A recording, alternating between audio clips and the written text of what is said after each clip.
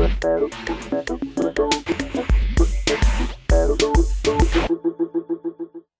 Drummond, good morning. Welcome in Le Buzz Média, Orange Le Figaro in Forum d'Avignon. You are a Google Vice President and also a Chief Legal Officer.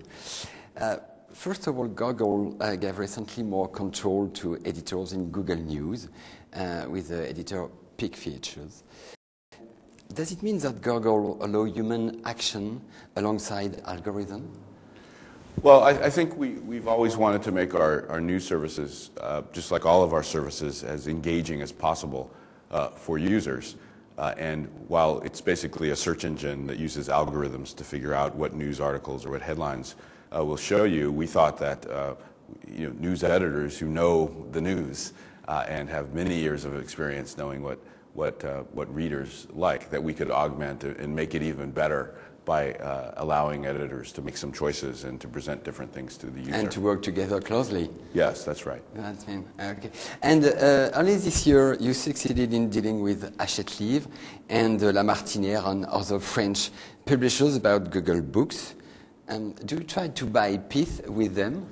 Well, I don't know that it's so much buying peace. Our original strategy and our goal with digitizing books was to someday make those available to the world electronically. And we've always known that to do that in France, to do that in Europe generally, that we would have to work closely with book publishers, and we would need to strike some agreements so that we can figure out a way to digitize the material, make it available to users, and create a business model around that so that the publishers and authors could get compensated. So we're very happy that we've made progress with our agreement with Hachette, agreement with La Martinière, and we're hopeful that we can conclude agreements with the Book Publishers Association and other publishers as well. And you give the control to the publisher, you give the control to the right and the way to publish and the way to have a business?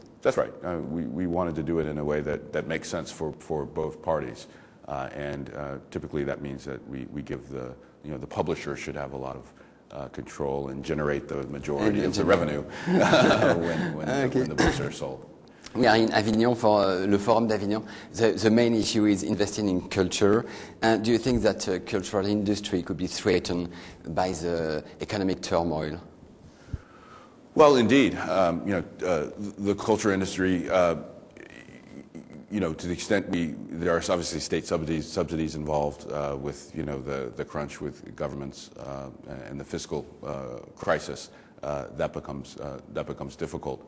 We're hopeful, however, that the internet at least brings another way to create new culture, and to create it perhaps in ways that are where more people can participate and more people can be involved. So we're hoping that, and we're starting to see new artists emerge from these platforms like YouTube and all the tools that you now have available to be an artist and to create something and then make it available to many, many people. So we are very hopeful that that's going to lead to more culture and indeed more culture from the bottom up. And in this difficult period, how can Google support creators? Can you bring them money or investing? Well, what we hope to do is like I said with books and certainly in other industries, we'd like to work closely with, and we always have, web publishers, of course. We work with very closely to generate revenue with them, and we hope to do that with every cultural industry. Okay. Eric Schmidt spoke firmly against regulation on web. Is net neutrality compatible with copyright protection? Well, I think so. I mean, I think to be precise, I think what Eric said and what I will tell you is that regulation is a necessity. We understand that there will be regulation, but we need smart regulation, and we need regulation of what the does internet. small means?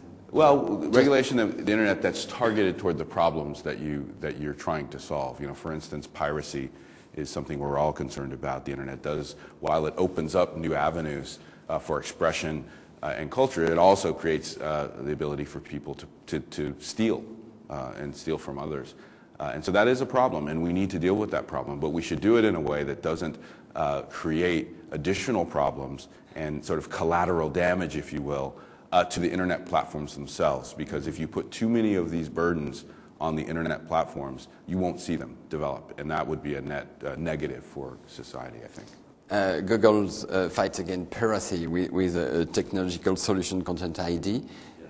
Is it enough, or well, what can you do more? I think it's a very good start. You know, it's working quite well with YouTube. What we're describing is a content ID system that we've spent millions and millions of dollars developing in order for us to recognize when someone is uploading a video, say, onto YouTube, where the rights holder has not authorized it.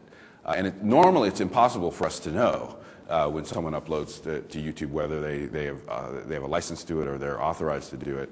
But this allows a rights holder to send us a sample of say, a video, and then we can compare that to what a user tries to upload and make a decision that, well, perhaps this isn't authorized. But what actually happens most of the time is not that the publisher decides or the content owner decides for us to take it down and not upload it. They actually usually prefer it to be uploaded and then claim it as theirs, and then to the extent we show advertising on it, we can share the revenue. So it's a great system in that it allows content owners to get wider distribution of their content and indeed make some money from it.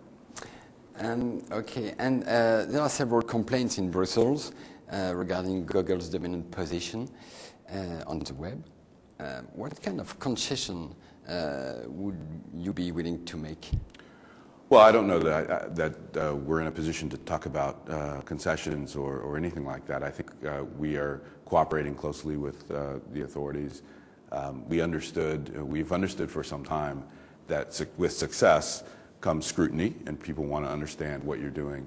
But we're very confident that we will be able to address any concerns that the Commission may have. And what would be the next step with Brussels? Well, I think we're not in control of that process.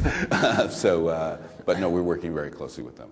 Okay, David Drummond, thank you very much. Thank you for having me. Welcome in Avignon. Thank you. Thank you.